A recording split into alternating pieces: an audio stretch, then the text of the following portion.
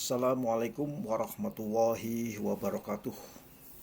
Kawan-kawan semua, kali ini saya akan berbagi atau memberikan share tentang bagaimana seorang loading master yang bekerja berkaitan dengan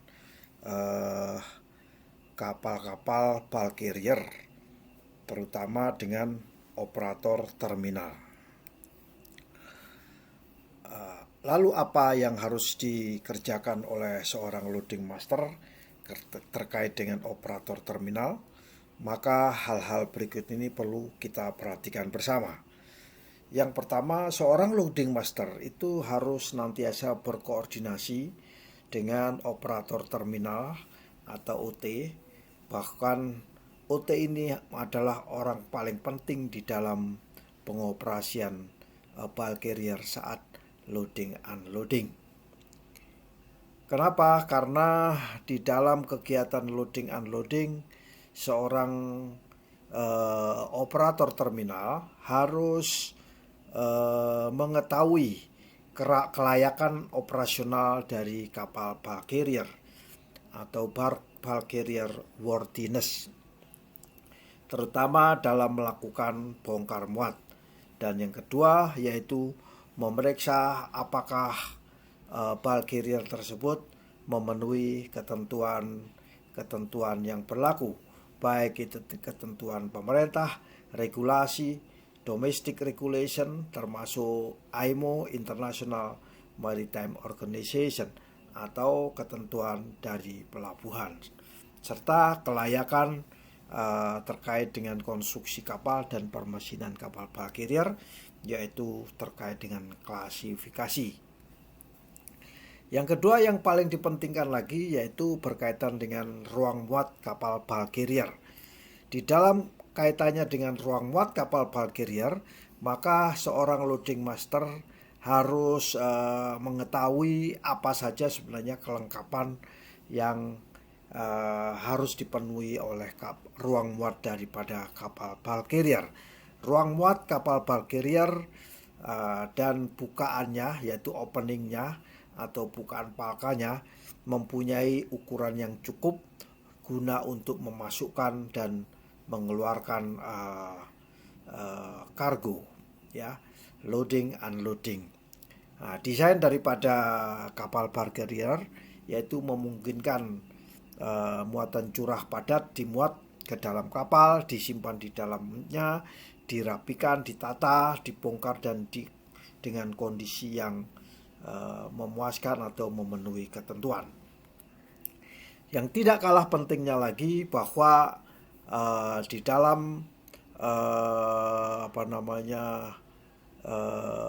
kapal bulk carrier yang harus dipenuhi oleh seorang loading master yaitu bahwa semua kapal bulk carrier harus mempunyai nomor identifikasi palka ruang muat. Jadi cargo hold-nya ini atau cargo space-nya harus mempunyai nomor.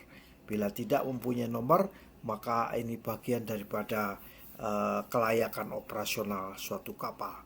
Nomor identifikasi palka harus ada seperti yang digunakan dalam rencana bongkar muat kapal bulk carrier. Sebagai contoh misalnya cargo space nomor 8, ya, lokasinya ada di mana dan warna dan nomornya tersebut harus dapat terlihat dengan jelas dan dapat diidentifikasi oleh operator peralatan bongkar muat dari terminal kapal, dari terminal. Yang berikutnya yaitu ruang palka kargo untuk kapal bulk carrier ini harus mempunyai sistem operasi palka yang layak, ya, sistem operasionalnya yang layak, termasuk perangkat atau peralatan keselamatannya harus dapat berfungsi dengan baik untuk tujuan loading unloading. Kemudian lampu penunjuk bahwa kapal mengalami kemiringan berapa harus diuji sebelum dilaksanakannya bongkar muat dan membuktikan bahwa lampu yang dapat menunjukkan kemiringan kapal tersebut dapat beroperasi dengan baik. Instrumen pemuatan bulk carrier misalnya kita menggunakan peralatan-peralatan tertentu termasuk bagaimana menentukan tangki, kemiringan dan menggunakan suatu komputerisasi, maka instrumen tersebut harus disertifikasi, minimal disertifikasi oleh pihak ketiga yaitu badan klasifikasi atau disertifikasi oleh regulasi yaitu negara, dan instrumen tersebut dapat beroperasi untuk melakukan perhitungan adanya sagging, hocking, ketegangan ya, tegangan daripada konstruksi kapal selama dilakukannya bongkar muat. Karena banyak kejadian kapal mengalami patah karena dimuati muatan-muatan yang mempunyai berat jenis yang cukup besar. Mesin induk juga merupakan bagian yang perlu disoroti oleh seorang loading master, yaitu mesin induk dan mesin bantu harus dalam keadaan berfungsional baik atau berfungsi dengan baik. Tidak kalah pentingnya lagi peralatan geladak ya, deck machinery, termasuk untuk peralatan mooring, peralatan sandar, berthing harus dapat dioperasikan dengan baik dan dalam kondisi yang baik pula.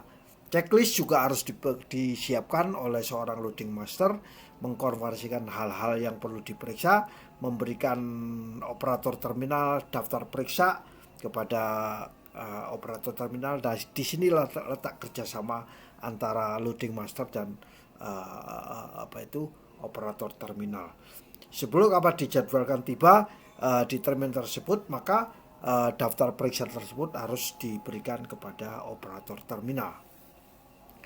Bisa menggunakan sarana elektronik, yaitu menggunakan Xmail atau Edifact atau fax atau metode lainnya.